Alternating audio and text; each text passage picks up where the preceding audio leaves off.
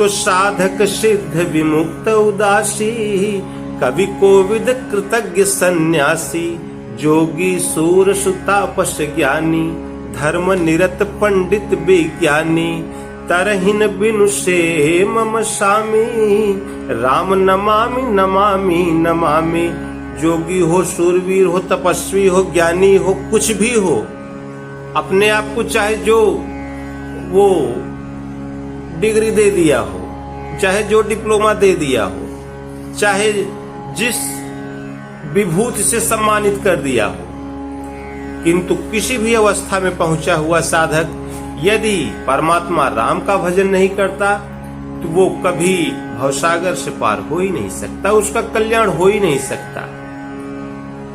और हिमते अनल प्रगट बरु होई, बेमुख राम सुख पावन कोई। हिमालय पर्वत, हिमालय की ऊपरी सतह पर बर्फ जमा हुआ है, इसके लिए हिम का अर्थ ही होता है बर्फ, किंतु यह बर्फ का जो हिमालय है वो आग के गोले में परिवर्तित हो जाए। गोस्वामी जी कहते हैं ये है असंभव, किंतु ये संभव हो जाए। हिमते अनल प्रगट बरु होई, विमुख राम सुख पावन कोई। और अंधकार बरु रविहीन सावे, जहां पर अंधेरा होता है, रात होता है, और जब सूर्योदय हो जाता है, सूर्य का प्रकाश जब पहुंच जाता है तो वह रात, वहां प्रकाश ही प्रकाश हो जाता है, वो वहां की कालिमा खत्म, वहां का अंधकार समाप्त, वहां सूर्य का प्रकाश सर्वत्र प्रसारित हो जाता है, भला बुरा सब कुछ दिखाई पड़ने लगता है।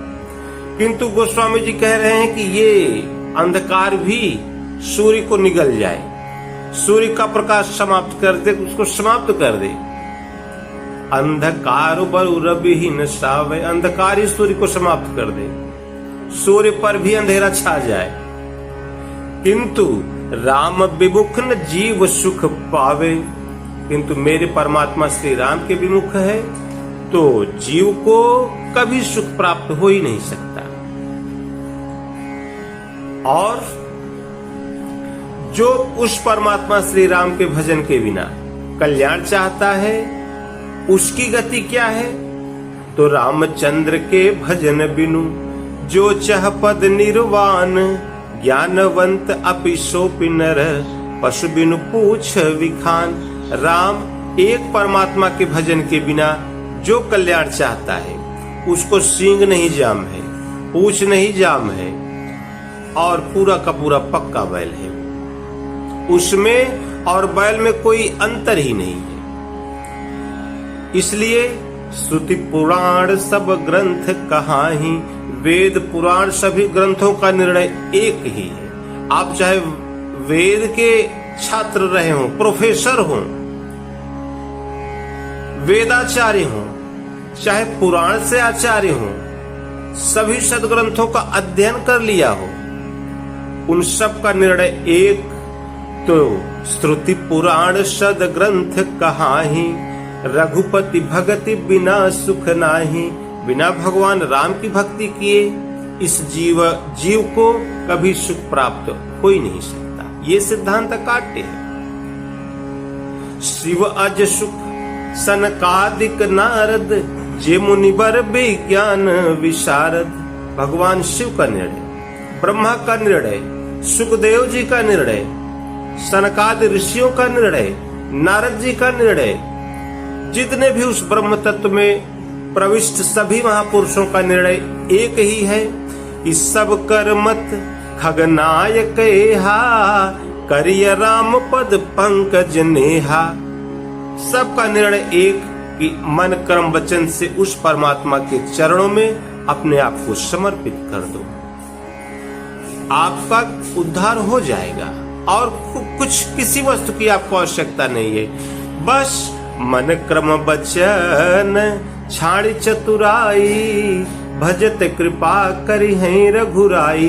मन से, कर्म से, वचन से छल छदम का त्याग करके उस परमात्मा के शरणागत हो जाओ, भगवान आपका उद्धार कर देंगे। इसके लिए आपको बहुत कुछ करने की आवश्यकता नहीं है। और यदि हम राम राम नहीं कहते, भगवान का नाम नहीं जपते तब क्या होता है? तो गोस्वामी जी तो टूक में बताते हैं कि राम राम राम जी हा जो लो तू न जपी है, तो लो तू कहूँ जाए तिहूँ तापो तपी है। ए जीवा, जब तक तू राम राम राम नहीं जपेगा, राम राम राम जी हा जवलो तू न जपी है, जब तक तू नहीं जपेगा तब तक तू कहीं भी चला जाए, पूरी सृष्टि में, पूरे ब्रह्मांड में तू कहीं भी टहल लो, घूम लो, फिर लो, दौड़ भाग कर लो, सुख के लिए तुम सुख नहीं प्राप्त कर सकते। तौलो तू कहूँ जाए तिहूँ तापो तपी है। दैहिक, दैविक, भौतिक ये ताप तुम्हारा पिंड नहीं छोड़ेगा। और इसी तीनों ताप के से तो ग्रसित पूरा विश्व है, पूरा ब्रह्मांड है। इसके अतिरिक्त तो और कुछ है ही नहीं। तो इससे बचने का उपाय है राम राम का जाप, प्रभु श्री राम के नाम का जाप। और सुर सरी तीर जाए नीर बिनु मरी है, सुर तरु तरे तो ही दारिद सतई है। तुम प्यासे हो, प्यास से तड़प रहे हो, मर रहे हो, गंगा जी के किनारे चले जाओ, किंतु फिर भी तुम्हें वो पानी नसीब नहीं होगा, पानी के लिए तुम मर जाओगे। कल्प वृक्ष के नीचे खड़े हो जो सबकी मनोकामनाएं पूर्ण करता है, फिर भी दरिद्रता वहां तुम्हारा पिंड नहीं छोड़ेगी। तो सूरज सरी तीर जाए नीर बिनु मरी है, सुर तरु तरे तो ही दारिद सतई है। तो जागत बगत सपने न सुख सोई है, जन्म जन्म जुग जुग जग रोई है। तुम जागते रहो, सोते रहो, दौड़ भाग करते रहो, कुछ भी उपक्रम कर लो सुख के लिए, फिर भी स्वप्न में भी तुम्हें सुख प्राप्त नहीं हो सकता। और अंत में जन्म जन्म जुग जुग जग रोई है। तुम्हें चाहे जितने भी योनि मिल जाए, वो सब केवल रोने के लिए होंगे, केवल रोना ही पड़ेगा, सुख आपको मिल ही नहीं सकता। गरुड़ जी ने पूछा कि भगवान काकभूषुंडी जी महाराज से, बोले भगवान शिव आपकी तारीफ बहुत करते हैं महाराज। वो बताते हैं कि मैं भी वहां उस आश्रम में गया था कथा सुनने, काकभूषुंडी आश्रम, बहुत सुशील, बहुत होनहार, बहुत बढ़िया कथावाचक, बहुत बड़े महात्मा संत सिद्ध महापुरुष हैं। गरुड़ तुम भी जाओ वहां कथा सुनो। तो भगवान शिव के कहने पर मैं यहाँ आपके आश्रम पर आया हूँ, किंतु आप इतने योग्य, इतने बड़े महापुरुष हैं, तो ये काला कलूटा कौवे का तन लेकर क्यों बैठे हैं? कोई बढ़िया तन क्यों नहीं ले लेते? काकभूषुंडी जी महाराज ने कहा कि हे गरुड़ जी, ये ऐसा नहीं है कि मैं केवल इसी कौवे के तन में ही हूं, ऐसा नहीं है। संसार में जितनी भी योनियां हैं, जितने भी तन हैं, वो सब 84 लाख योनियों से गुजर के तब मैं यहाँ आया हूँ। तो कवन जोनि जन्मेऊ जहाँ नाही, मैं खगेश भ्रमि भ्रमि जग माही। मैं भ्रम भ्रम के टहल टहल के सब कुछ देख लिया, देख्यूं सब करी कर्म गोसाई, सुखी न भयऊं अब ही की नाई। जितने भी सुख के उपक्रम होते हैं वो सब मैंने करके देख लिया, लेकिन इस कौवे के तन में मुझे जो सुख मिला वो आज तक कभी मिला ही नहीं। क्यों? क्योंकि यही तन राम भगति मम जानी, इस कौवे के तन में मुझे परमात्मा राम की भक्ति मिले। ताते मोहि परम प्रिय स्वामी, इसलिए ये मुझे परम प्रिय है भैया। ये कौवे के तन में हमें केवल सुख इसी तन में मिला, बाकी शुक्ला जी और बाबू साहब सबकी योनियों में तो केवल रोना ही नसीब हुआ। सुख मिला तो इस कौवे के तन में। क्यों? क्योंकि यही तन राम भगति मम जानी, इस कौवे के तन में मुझे भगवान की भक्ति मिली, इसलिए ये मुझे परम प्रिय है। तो यहाँ गोस्वामी जी कहते हैं कि जन्म जन्म जुग जुग जग रोई है। भगवान का नाम नहीं जपोगे तो कितने भी जन्म ले लो तुम, केवल रोना हाथ लगेगा और कुछ नहीं हाथ लगेगा। जितना भी तुम छूटने का यत्न करोगे वो केवल विशेष रूप से बंधते चले जाओगे। तो छूटिबे को जतन विशेष बांधो जाएगो, होई है विष भोजन जो सुधा सानी खाएगो। कितना भी तुम छूटने के लिए उपाय करोगे वो विशेष रूप से बनते चले जाओगे। समाज सेवा और देश सेवा कितना भी तुम करते चले जाओगे, कुछ हाथ नहीं लगेगा, केवल रोना मिलेगा। विशेष रूप से उसमें और बनते चले जाओगे और अमृत से सना हुआ भोजन भी खाओगे तो वो विष हो जाएगा। इसलिए सबका जो शरण स्थली एक परमात्मा राम। गोस्वामी तुलसीदास जी कहते हैं कि तुलसी तिलोकती हूँ काल तो से दीन को, राम नाम ही सो गति जैसे जल मीन को। तुलसीदास जी कहते हैं कि भैया दुनिया का सर्वश्रेष्ठ निकृष्ट तो मैं था। जन्म हुआ माता जी चल बसी, कुछ दिनों बाद पिताजी चले गए। एक थी हमारे गांव में वो सुलक्षणा, उन्होंने हमारा पालन पोषण किया। कुछ दिनों बाद वो भी चली गई और फिर हम अनाथ अकेले घूमने फिरने लगे। गुरु महाराज की शरण मिली, गुरु महाराज ने सिखाया पढ़ाया, विवाह कर दिया। कुछ दिनों बाद हमारी श्रीमती जी ने भी हमको ठोकर मार दिया। फिर गुरु महाराज की शरण में आए तो कल्याण हो गया।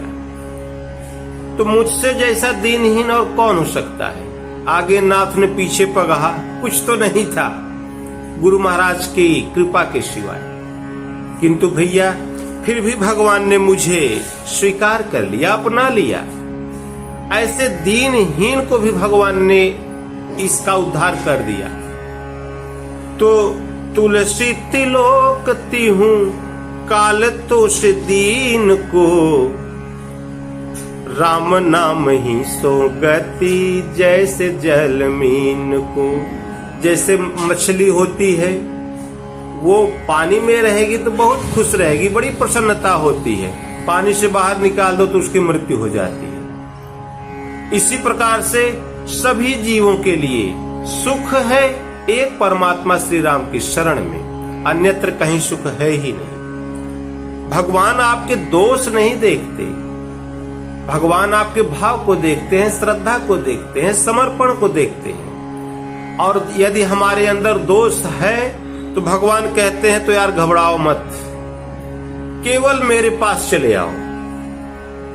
तुम्हें कितना भी कोई भी वो दोष लगा हो, गो हत्या लगा हो और जो हत्याएं होती वो सब लगा हुआ हो, तुमको मेरे शरणागत हो जाओ। और जहां तुम मेरे शरणागत हो गए तो करोड़ों करोड़ों जन्मों के तुम्हारे पाप मेरे सन्मुख होते ही मैं उसको समाप्त कर देता हूं। तो सन्मुख जीव होई मोहि जबहि, जन्म कोटि अघनासहु तबहि। जीव मेरे सन्मुख हो भर जाए, करोड़ों करोड़ों जन्मों के पाप समाप्त हो जाते हैं उसको। बड़े बड़े पापी भगवान तो अधम उदाहरण हैं ही। जितने अधम थे भगवान ने सबको पार कर दिया। भगवान जब अयोध्या से निकले तो केवट मिल गया। भगवान वो केवट की डिग्री क्या थी जानते हैं? तो जासु छाह छुई ले ये सिंचा। जिसकी परछाई लोगों पर पड़ जाती थी तो उसको वो स्नान करता था, इतना वो पतित था। और लोगों ने, ज्योतिषाचार्यों ने कह दिया कि इसके हाथ में तो वो भगवान के भजन की तो रेखा ही नहीं। राम भक्ति करता सुन रेखा, भक्ति की रेखा उसके हाथों में थी ही नहीं। किंतु भगवान गए, केवट को हृदय से लगाया, और फिर जब केवट को लेकर अयोध्या आए तो विदा होने लगे जब केवट जी, तो भगवान राम ने हृदय से लगाया और बोले, केवट तुम मम प्रिय भरत ही सम भ्राता, तात रहे पुर आवत जाता। तुम मुझे भरत के समान प्रिय हो भरत, हे तात ये अयोध्या आते जाते रहना, ये तुम्हारे लिए अयोध्या के सभी दरवाजे सदैव के लिए खुले हैं। एक निषाद राज थे, उनको भी कोलभील किरात, उनको भी भगवान ने ताड़ दिया। माता शबरी मिल गई, माता शबरी ने तो हाथ जोड़ा, बोले भगवान ये हमको तो लोग छूते भी नहीं, मैं इतनी निकृष्ट हूँ, मैं इतनी पतित हूँ। भगवान ने कहा कि माता, कह रघुपति सुनु भामिनी बाता, मानहु एक भक्ति कर नाता। मुझे तो केवल एक भक्ति का ही रिश्ता प्रिय है और कोई रिश्ता नहीं हमारे लिए प्रिय है, इसलिए तुम मेरे धाम जाओ। माता शबरी को भी भगवान ने धाम दे दिया। जितने सब वो थे बाइकाट वाले, भगवान ने सबका उद्धार कर दिया। और जो वीआईपी थे ना, भगवान उनकी तरफ देखे भी नहीं, वो वीआईपी अपना बने रहे, भगवान उनकी तरफ दृष्टि ही नहीं डाला भगवान ने। तो इसलिए भगवान की दृष्टि में आप वीआईपी हो या निकृष्ट हो, गरीब हो, अमीर हो, वो उसका कोई महत्व नहीं होता। भगवान के दरबार में आपकी श्रद्धा की, आपकी भक्ति की कीमत है। भगवान श्री कृष्ण कहते हैं, अर्जुन अपि चेत्सु दुराचारो भस्ते माम अनन्य भाग, साधुरेव समन्तव्यः सम्यग् व्यवसितो हि सः। अर्जुन अत्यंत दुराचारी हो, दुराचारी नहीं, दुराचारियों का सिरमौर हो, सरदार हो, किंतु मेरा यदि भजन करना आरंभ कर दे, भजते माम अनन्य भाग, मेरा भजन करता हो, किंतु एक शर्त ये है कि वो मेरा भजन अनन्य भाव से करता हो, मुझे छोड़कर अन्य किसी का भजन नहीं करता। तो अपि चेत्सु दुराचारो भजते माम अनन्य भाग, अनन्य भाव से यदि मुझे भजता है तो साधुरेव समन्तव्यः सम्यग् व्यवसितो हि सः, वो साधु ही मानने योग्य है, वो साधु हो गया। और क्यों? क्योंकि क्षिप्रम भवति धर्मात्मा सस्वक् शांतिम निगच्छति, कौन्तेय मम कौन्तेय प्रति जाने ही न मे भक्तः प्रणश्यति। हे कौन्तेय, मेरी तरफ 2 कदम जो साधक चल ले उसका कभी विनाश नहीं होता, उसका मैं उद्धार करके ही उसे छोड़ता हूँ। बीच में कोई ऐसी बात नहीं है कि नहीं बीच में हम उसको छोड़ दें। मेरे शरणागत हो गया तो फिर उसका उद्धार होना ही होना है। माया में हैसियत नहीं है कि उसको रोक दे बीच में। किंतु हम भगवान का भजन करते हैं और हमारी कुछ इच्छाएं हैं, उसके लिए हम क्या करें? भगवान ने कहा कि उसके लिए भी तुम्हें चिंता करने की आवश्यकता नहीं है। लोग मुझे भजकर स्वर्ग तक की कामना करते हैं। तो त्रय विद्या माम सोम पाह पूत पापा यज्ञ रिष्ट्वा स्वर्गतिम प्रार्थयन्ते, तय पुण्य मासाध्य सुरेंद्र लोकम अश्नन्ति दिव्यान दिविदेव भोगान।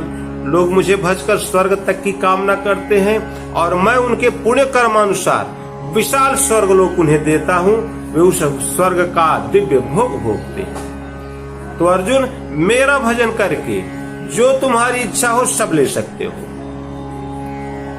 मेरा भजन जो करता है उसके लिए ऐसा नहीं है कि कोई व्यवधान है, कुछ मांगो कि ना मांगो, कुछ नहीं। जो आपको चाहिए सब भगवान से मांगो, किंतु भजन भी आपको उसी ढंग से करना है जो विधि भगवान ने बताई। भगवान ने बताया, अर्जुन ओम अक्षय ब्रह्म का परिचायक है, तू उसका जाप कर और मेरा ध्यान कर। भगवान राम ने कहा कि अर्जुन ये भगवान राम ने अपने नगरवासियों को, अयोध्या वासियों को उपदेश करते हुए कहा कि जौ पर लोक यहाँ सुख चहु, सुनि मम बचन हृदय दृढ़ गहु, सुलभ सुखद मार्ग यह भाई, भक्ति मोरी पुराण श्रुति गाई। मेरी भक्ति करो, यही पुराणों में है, यही वेदों में है, मेरे सिवाय और तो कहीं कुछ है ही नहीं। तो इसलिए भैया, आप वैष्णव हो, शैव हो, शाक्त हो, आप किसी संप्रदाय के हो, सबके लिए एक ही निर्णय है।